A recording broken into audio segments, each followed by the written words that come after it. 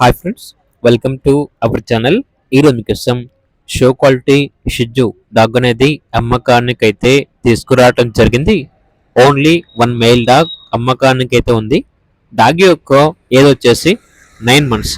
Deworming మరియు vaccination up to date complete అయ్యాయి. అంతేకాకుండా చాలా యాక్టివ్గా ఉంటుంది.